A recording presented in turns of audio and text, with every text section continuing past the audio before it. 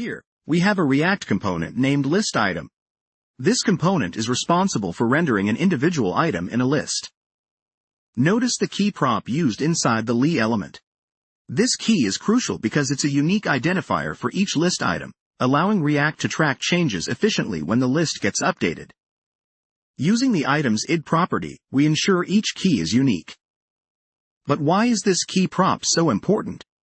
Without a key, React can only perform a diff algorithm on list items sequentially, which can be inefficient, especially with large lists.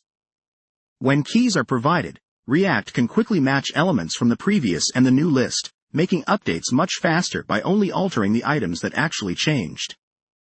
In this number list component, an array of numbers is transformed into a list of list item components.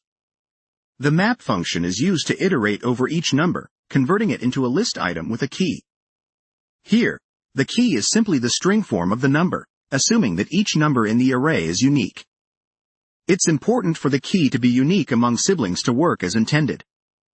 This approach facilitates efficient updates to our list. For instance, if we add a number to our list, React won't need to re-render the entire list. Instead, it will only add the new list item component to the DOM. This is much faster and reduces the workload for the browser, resulting in better performance of our application.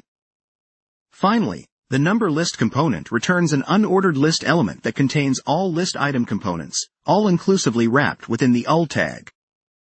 React's reconciliation process will now be optimized thanks to the keys, ensuring that only items that change will be re-rendered.